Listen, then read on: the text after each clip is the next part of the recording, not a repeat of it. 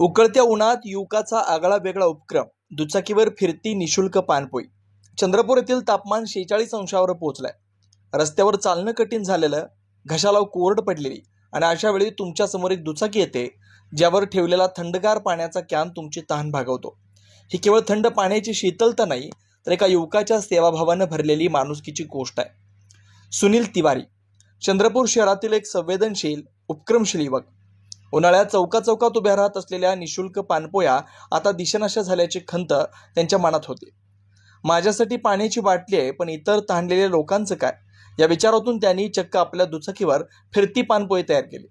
सुनील यांनी आपल्या दुचाकीवर खास लोखंडी फ्रेम बनवून घेतली आणि त्यावर रोज थंडगार पाण्याचे कॅन ठेवून शहरात फिरण्यास सुरुवात केली। कामानिमित्त जिथे जातील तिथे ही दुचाकी उभी राहत असून तहानलेल्यांना मोफत पाणी दिलं जातं। सुरुवातीला हा उपक्रम काही लोकांना अनोळखी वाटला, पण लवकरच त्याची गरज आणि महत्त्व सर्वांना जाणवायला लागलं। या दुचाकीवरील लोखंडी फ्रेमवर "पाणी वाचवा, जीवन वाचवा, पाण्याचं एक थेंबही मौल्यवान आहे" अशा संदेशांनी सजावट केली आहे। त्यामुळे हा उपक्रम केवळ तहान भागवणारा नसून पाणी बचतीबाबत जागरूकताही निर्माण करणारा ठरतोय। तहान भागवल्यावर नागरिक फक्त धन्यवाद म्हणत नाहीत, तर स्वयंस्फूर्तीनं आर्थिक मदतही करतात। परिणामी सुनील रोज शेकडो लिटर पाण्याचं वितरण करत असून ही एक चालती बोलती सेवा बनली आहे। उन्हाळ्याच्या या कठीण काळात सुनील तिवारी यांचा हा उपक्रम चंद्रपूरकरांसाठी केवळ थंडगार पाण्याची तरतूद नाही, तर सेवाभाव, सर्जनशीलता आणि समाजासाठी काहीतरी देण्याची भावना याचा जिवंत प्रत्यय आहे। नावात जरी चंद्र असलं तरी सध्या चंद्रपूर शहरात वाढत्या तापमानाने आपला उच्चांक गाठलेला आहे।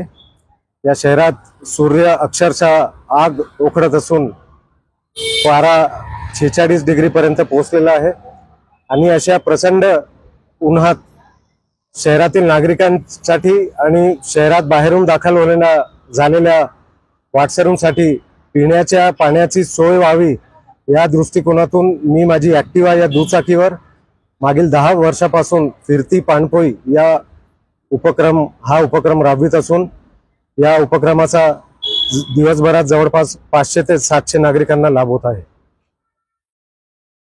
क्या आप इंटीरियर के बारे में सोच रहे हैं, पर डिजाइन फाइनल नहीं कर पा रहे?